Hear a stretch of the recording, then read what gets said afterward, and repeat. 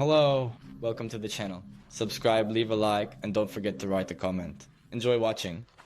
I used to tell myself it didn't matter, that birthdays were for kids, for cupcakes at school and balloons taped to lockers, but the truth is, it always mattered. Every single year, it mattered. I could lie to everyone else, keep that calm, sarcastic smile plastered on my face, but deep down, I was still the girl with the wrinkled party dress sitting on the porch steps at 6 o'clock, waiting for people who never came. That kind of memory doesn't fade, it calcifies. Growing up, my birthdays were quiet affairs, if they happened at all. Most of the time, they slipped past like a car driving by too fast to wave, gone before you even register the sound. My mom would sometimes remember around dinner time, acting like it just snuck up on her, and my dad would rummage through the glove box to find some unopened pack of breath mints or a flashlight keychain and say, "Here you go, Ratch, just what you needed." I learned pretty early not to get my hopes up. The best birthday I ever had before I turned 10 was the year we got stuck at the airport because of a snowstorm. My mom handed me a muffin and said, "Well, happy birthday, kiddo," with one of those tired grins that somehow managed to be both dismissive and sincere. Meanwhile, my little sister Emily got celebrations that could rival a Sweet 16 episode on MTV. She once had a petting zoo in the backyard, complete with ponies and a cotton candy machine. She cried because the pony was brown and not white, and Dad promised her a new party to make up for it. They threw it 2 weeks later, indoors this time, with a magician who handed out balloon swords. I got a cake from Safeway and a card that said, "Sorry, we've been so busy." By the time I turned 18, I had internalized that birthdays were, in my family at least, a test of importance. A kind of unspoken scoreboard, and I wasn't even in the game. I moved out at 19, paid my own rent by 20, and had a full-time job at a firm downtown before I hit 22. Numbers, progress, goals, I chased them like oxygen, because if I couldn't get love, at least I could get structure, order, control. I didn't even tell people when my birthday came around anymore. I pretended not to notice it myself. This year, I turned 29. Not a milestone, not a dramatic number, but still, it was mine. I had marked the day off in my calendar like I always did, not because I expected anything, but because I like clean records. I even gave myself the day off. I booked a massage, ordered sushi, and watched an old rom-com that made me feel warm for no real reason. I didn't check my phone most of the day. Maybe some small, wounded part of me still hoped someone might call. But no one did. Not even a text. Not my mom. Not my dad. Not Emily, who posted selfies at least 6 times a day but hadn't bothered with a single word for me since Christmas. I let it slide off my shoulders like water in the shower. Just another year, I told myself. Just another quiet day. That night, I curled up on the couch with a glass of Cabernet, scrolling through social like a bored zombie, and that's when I saw it. The video was already trending, 15,000 views in under an hour. It was shot vertically, like all things designed to go viral, and it started with my mom's excited voice shouting, 3, 2, 1, surprise. Followed by cheers and that high-pitched squeal Emily always used when she was pretending to be modest, but wanted everyone to look at her. The camera panned to the driveway. My dad, in his best cargo shorts and college football cap, held out a set of keys like he was on a damn game show. There it was, a brand new, sparkling white BMW sedan with a massive red ribbon draped over the hood like a Christmas miracle. Emily jumped up and down, covering her mouth as if she hadn't already known, as if the dealership hadn't emailed her directly. Then came the caption, plastered across the screen in bold, surprising our sweet girl with her dream Sayar, she deserves everything. I watched it twice. 3 times. I studied every frame like a courtroom confession. The hugs, the kisses, the "we love you so much, baby" from my mother, and the comment section exploding with hearts and comments like "parent goals" and "she's so lucky." And then I saw the timestamp. Posted at 12:02 p.m. today. My birthday. I didn't cry. I didn't scream. I just sat there. blinking at the screen like it was a trick mirror. My fingers tapped the glass absently, scrolling past the comments until I hit the point of nausea. The worst part wasn't the car. It wasn't the video or even the fact that they had clearly spent tens of thousands of dollars on it. No, the worst part was how natural it looked. Like this was the kind of thing they'd been doing for years. Like loving her that loudly was just their normal. And forgetting me? That was normal too. At that moment, something shifted in me. Not dramatically. Not like a fire catching. More like a slow, cold draft moving through a door that had been cracked open just enough. I looked at the faces in that video, my parents, my sister, and something in me detached. Like I was watching strangers play pretend. Like I'd never really been part of the same story. I set the phone down and stared into my wine. I thought about all the birthdays I'd let slide, all the times I told myself it was okay. All the little cuts that never stopped bleeding, just crusted over. And I thought, not for the first time, but maybe the clearest time, they'll never see me. Then I remembered something. Something boring. Something small. The trust account. The one they asked me to manage after Dad's minor stroke last year. The one tied to their spending. The one I technically control. And I felt the edges of my mouth turn upward. Not into a smile exactly, more like the beginning of one. The kind that creeps in when an idea first starts to bloom, poisonous and bright. I picked up my phone again, logged into the financial portal, stared at the active status under their main spending account, and just sat there, thinking about whether I could really do it, thinking about whether they'd even understand why. And then I clicked the option. Freeze account? The screen blinked back at me, waiting. It's funny how the human brain doesn't just remember things, it catalogs them, stores them in some dust-covered box labeled, "We'll deal with this later," and then, out of nowhere, all those memories burst out at once like a bad leak in a basement ceiling. That night, sitting alone with my laptop glowing in the dark, I felt them coming back, hard and fast, like my own personal blooper reel of every single time my parents reminded me, silently and not so silently, that I was the background character in their perfect little family sitcom. The thing about rage that simmers too long is it becomes quiet, focused, dangerous. It doesn't look like screaming or throwing things. It looks like logging into a bank account at 2 in the morning with your face completely still and your heart ticking like a metronome.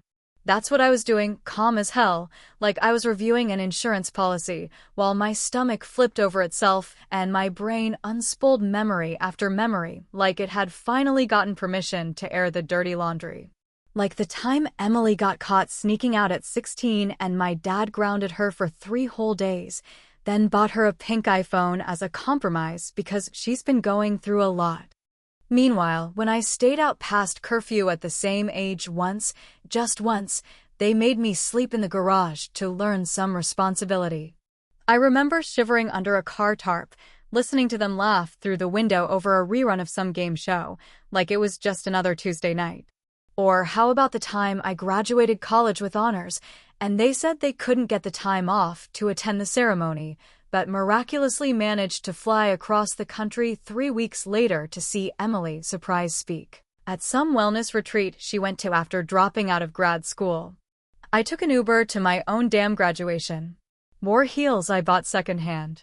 Got a wrap from the campus deli after the ceremony because nobody had planned lunch. I remember calling my mom from the curb just to hear her say she was so proud, but she didn't pick up. Left me on voicemail. Again. It's been 5 years since I turned 24. That would make me 27 now, right? Wait, no. That's not right. That's not even close.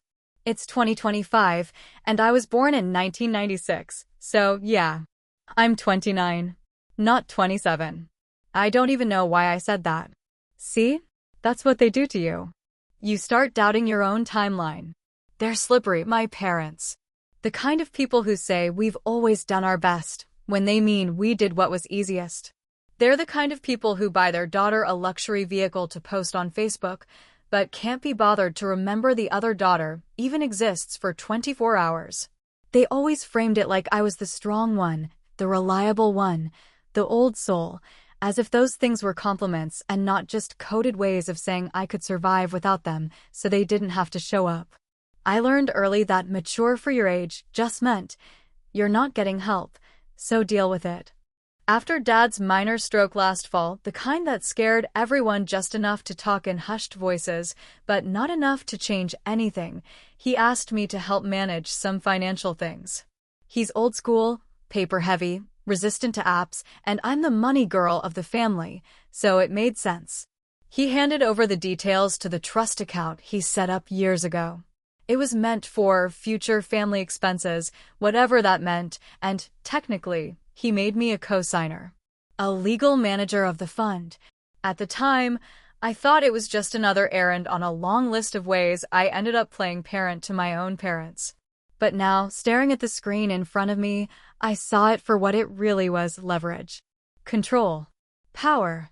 It wasn't even about the money. I didn't want their damn money. I never did. I just wanted them to notice. To say my name with the same warmth they used for Emily, to remember something as basic as the day I was born, to acknowledge me as more than a spare tire in the trunk of their golden child's luxury ride. I hovered my mouse over the freeze account option. There was no flourish to it. No dramatic music. Just a silent screen asking for confirmation. I leaned back in my chair and looked around my apartment, which was quiet except for the hum of the fridge and the occasional creak of the heating pipe. The kind of silence you get used to when no one's checking in on you. I didn't think about the consequences. Not really. Not yet. I thought about justice. I thought about 10-year-old me holding a homemade birthday card she'd made for herself because no one else remembered. I thought about 21-year-old me eating cup noodles alone in a dorm room because my parents were too busy vacationing with Emily in Costa Rica during my finals week. I thought about every time I swallowed hurt and called it understanding. I clicked the mouse. A box popped up. Are you sure you want to freeze this account? Yes. Yes, I was. And then I did it. I froze the whole damn thing. Their spending account. Their lifeline. Their way of showing off how perfect their lives were. Locked. Cold. Untouchable. Like me. Happy birthday to me. It didn't even take 24 hours for the fallout to start, less than that, actually, because I was still in my pajamas when the first call came through, the kind of shrill, urgent ringtone that immediately lets you know someone's about to make their problems your fault. I didn't recognize the number, but I had a feeling. You know when you've started a fire, even if it was a quiet one, even if nobody saw you strike the match, there's still that unmistakable heat rising through your spine the second the smoke starts crawling toward the ceiling. I let it go to voicemail. Then came the second call. This time it was Mom, and she didn't even try to open with a greeting. Rachel, she snapped like I had just been caught sneaking into the liquor cabinet. We were at brunch, and the card was declined. Declined. In front of everyone. She drew out the word like it was a personal insult, like the waiter had personally spit in her mimosa. Do you have any idea what kind of embarrassment that is? I paused for a second, pulled the phone away from my ear, and stared at it like it might start leaking acid. Then I brought it back and said, with the calm of someone holding a secret grenade, that's weird. Did you call the bank? The silence on the other end was thick enough to chew. Don't play games with me, Rachel, she hissed, her voice rising into that brittle pitch she always hit when things didn't go according to script. Your father is furious. Emily is in tears. And you, what the hell were you thinking? What I was thinking, actually, was how quickly the focus shifted, not to the why, not to what they might have done to provoke this, but to their public discomfort, to their bruised egos, to the way their world had hiccuped for the first time in years and how unacceptable that was. I wanted to say all of that, but instead I just said, funny, no one called me yesterday. A long pause followed, and I could practically hear her trying to remember what was so important about the day before. You forgot my birthday, Mom. She tried to recover, stumbling through a half-laugh. Oh, sweetheart, we were going to call, but with the car situation and the brunch, Emily's been in such a rough place, and you know how emotional she gets. there it was. The Emily clause. The emotional override switch that shut down every conversation that wasn't about her. I could recite that script in my sleep. You've always been the strong one, Rachel. Emily just needs a little more support right now. Don't make everything about you. I was 29 years old and still being told not to make my own birthday about me. Dad called next.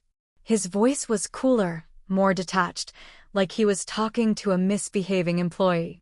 This is serious, Rachel. That trust account isn't just for us. It's for family expenses, emergencies, things that matter. I guess my birthday didn't qualify, I said. He ignored it, or maybe he didn't hear it, or maybe it was just one more moment he didn't want to acknowledge because acknowledging it meant taking responsibility, and that was never his style. We'll need you to reverse it immediately. This is not appropriate. The word appropriate rang in my ears like a siren. These people had raised me on half-truths and golden child favoritism, and now they wanted to talk about appropriateness? Then came Emily's turn. Of course, she didn't call. Emily never dealt with discomfort in real time. She sent a text, just one line. You were always jealous. Enjoy being alone. And beneath it, a photo of the BMW being lifted onto a tow truck, the red ribbon still fluttering like some sick joke. I stared at it for a long moment, waiting to feel something, guilt, maybe, or victory, or regret, but instead, what I felt was a strange, satisfying kind of quiet. Like the noise in my head had finally settled. Still, that quiet made space for something else to creep in, something darker and less righteous. Doubt. What if I had gone too far? It wasn't the money that bothered me. I didn't care about the stupid car, or the overdraft brunch, or the dramatic towing spectacle. What gnawed at me was that tiny voice that had been trained, over decades, to apologize for itself. The voice that said, maybe you're being dramatic, or maybe they didn't mean to forget, or maybe if you were easier to love, they'd have tried harder. That voice was persistent, sharp, and irritating, and it didn't shut up easily. I started pacing my living room, the wood floors creaking beneath every step like they were trying to offer commentary. Was I just lashing out because I was hurt? Was this petty? Was I becoming the villain in my own story? But then I thought about the years. I thought about being 7 and standing in the corner of the kitchen while Emily cried about not getting the exact shade of pink she wanted on her birthday cake, and Mom snapping at me to please stop sulking like I had somehow ruined it. I thought about being 15 and overhearing Dad tell his friend, Rachel's great. She takes care of herself, no fuss, like I was a dog that didn't bark too much. And I thought, no, this wasn't petty. This was necessary. Because maybe, for once, the lesson didn't have to fall on me. Maybe they could sit in discomfort for a change. Maybe they could wonder what went wrong and realize it wasn't sudden, it had been building for decades. Maybe I didn't need to feel sorry. Maybe they did. By the following afternoon, the ripple had become a wave, crashing across every branch of my family tree with the kind of speed only scandal can summon, especially the kind that threatens reputations and checkbook balances in equal measure. The first message came from Aunt Barb, who's always acted like the unofficial town crier of family drama, and who never misses a chance to take the moral high ground no matter how shaky or imaginary that ground might be. Rachel, honey, she wrote, all faux concern and digital perfume, I'm hearing some disturbing things about you freezing your parents' account. That money isn't just yours, you know. You need to do what's right. I stared at that message for a good 30 seconds, thinking about how many birthday cards Aunt Barb had sent me over the years, and the total was exactly one. A glitter-splattered mess with the wrong name on the envelope that she clearly recycled from some forgotten drawer. And yet here she was, morally outraged, suddenly invested in my decisions now that those decisions inconvenienced the family royalty. Then came my cousin Jeremy, who I hadn't spoken to since the Christmas we both faked food poisoning to get out of karaoke. His message, though, caught me off guard. I saw the video. I'd be pissed too. They've always treated Emily like she walks on water, and the rest of us are just there to clap. Short. Simple. No pressure. Just acknowledgement. A rare kind of gold. But it wasn't just texts. It was the group chat, the one called Fam Jam, that mostly lay dormant unless someone died or had a baby. Suddenly, it was alive with activity. Passive-aggressive memes. Thinly veiled insults. One of my uncles actually asked if I'd had a breakdown and needed someone to talk to, as if taking control of something I legally managed meant I'd lost my mind. Nobody asked what led to it. Nobody said, "Did we forget her birthday?" Not one of them took a beat to say, "Hold on, maybe there's a reason behind all this." Instead, they just started cleaning up the mess they thought I'd made, ignoring the decades of quiet rot underneath. And somehow, in the middle of it, I didn't feel small. I didn't feel guilty. I felt taller. Not in the physical sense, not like I grew 6 inches overnight, but like something inside me had straightened out, like the part of me that used to curl inwards to make others more comfortable had finally stretched to its full height. I realized I wasn't drowning. I was breathing, maybe for the first time in years. That night, I put on a black dress I hadn't worn in months, the kind that hugs your waist like it's proud of you, and walked myself down to a little Italian place on the corner, the one with the weird art on the walls and waiters who remember your name if you tip well. I sat at a table by the window and ordered a glass of wine that cost more than it should have. When the waiter asked if I was celebrating anything, I looked him right in the eye and said, "Yeah, it's my birthday." He smiled. No questions. No confusion. Just came back a few minutes later with a tiny candle stuck in a slice of chocolate torte and 4 other waiters trailing behind him singing that off-key, too loud version of Happy Birthday that usually makes people shrink into their chairs. But I didn't shrink. I sat up straight and let them sing, let them pour joy into a moment nobody else had marked. I didn't even feel alone. Not in the way I used to. Not in the hollow, aching way that crept up on you like cold air under a door. This felt different. Like solitude, not loneliness. Like clarity. The next morning, I logged back into the Trust account portal. A new alert was waiting. Attempted access. Multiple failed password entries. Someone had tried to bypass the freeze, probably mom or dad, maybe both. But legally, they couldn't do anything without my sign-off. I smiled at the screen, not out of spite, but out of relief. For once, I wasn't being ignored. I was the gatekeeper. I was the one with the key, and I had earned that power not through manipulation or entitlement, but through showing up for myself. Still, I knew better than to assume this was over. So I called a lawyer. A friend from college who owed me a favor and worked in estate planning now. I told her the whole situation, no sugarcoating. She asked me 2 questions. Is the account solely in your name? Yes. Are you ready for this to get uglier before it gets better? I paused for half a beat, then said, absolutely. I wasn't naive. I knew this wasn't just about a car anymore. It never really had been.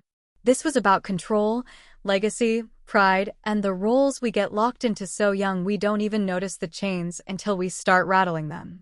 By mid-afternoon, I was folding laundry when the knock came. Not a buzz from the intercom, not a call ahead, just 3 hard knocks, the kind you can feel in your chest. I opened the door to find my mother standing there. No makeup. Eyes swollen. Hands clenched around her purse like it was a life vest. And the moment I saw her, I knew she hadn't come to scream. She had come to beg. Her voice cracked before she even said the first word. Rachel, your father's thinking about cutting you out of the will. It wasn't a threat. Not the way she said it. It was fear, raw and shaking in her throat, like she couldn't believe he'd go that far. Like she knew, deep down, this was all spiraling faster than she could manage. I didn't say anything, not right away.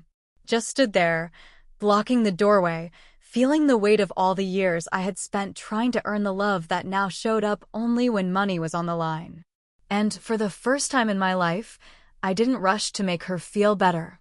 It's strange how silence can feel heavier than words, how the absence of sound becomes a presence all its own, wrapping itself around you like a blanket made of unresolved questions and things no one was ever brave enough to say out loud. That week after my mother showed up at my door crying, I didn't unfreeze the account, and I didn't pick up any of their calls, either. Not Mom's late-night sob fests, not my father's clipped voicemails, and definitely not the group texts filled with family drama disguised as concern. I needed space, not noise. And if I was going to drown, I wanted it to be in my own quiet, not theirs. The day after she left, I opened the old wooden chest at the foot of my bed, the one I hadn't looked inside since I moved out of my childhood home 10 years ago, and I pulled out a stack of journals, dusty and bent at the edges. The paper warped from years of being stuffed into boxes during moves that never felt like they were toward anything. Most of them were filled with nonsense, lists of favorite movies, songs I wanted to memorize, dumb poems about boys who didn't know I existed.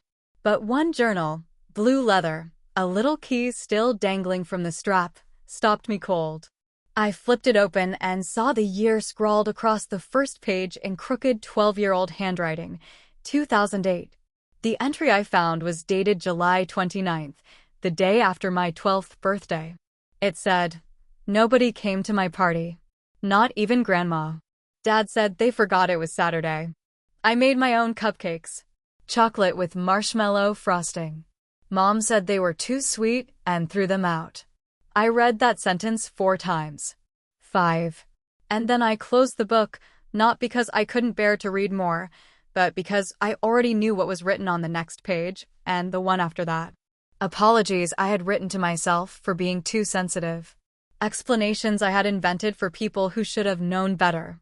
Promises I made not to be disappointed next year, even though disappointment had become the most reliable thing in my life.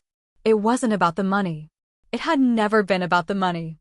It was about that 12-year-old kid with sticky hands and an empty kitchen table, asking herself what she had done wrong to be forgotten so easily. All I ever wanted was a damn happy birthday, said with intention, not obligation. I didn't want a car or a dinner party or a diamond necklace. I just wanted to matter. A week after the freeze, my father finally broke his silence with a single-line email sent at 2 in the morning, as if that detail somehow insulated him from responsibility. It read, "We'll be in touch through legal channels." No greeting. No name. No mention of birthdays or mistakes or anything remotely resembling reflection. Just a warning wrapped in legalese. Emily blocked me on everything. Instagram, Facebook, even LinkedIn, as if she expected I'd somehow try to ruin her career with passive-aggressive endorsements. No conversation.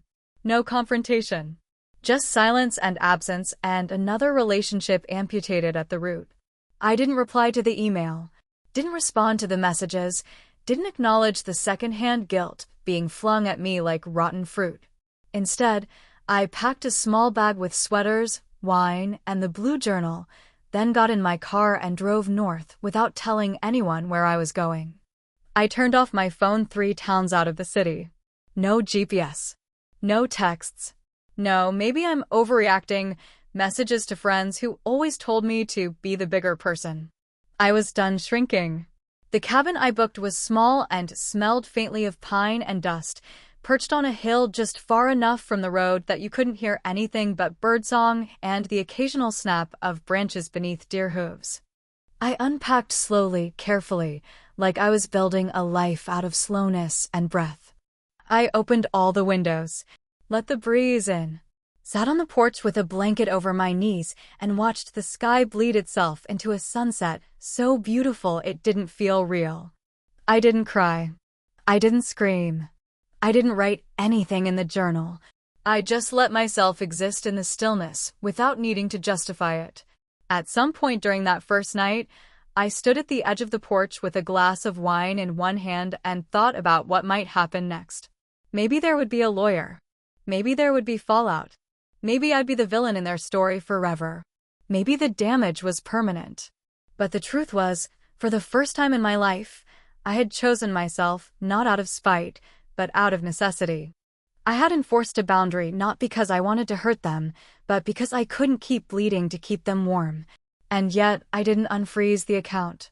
And I didn't feel bad about it. Not yet. Maybe someday. But not today.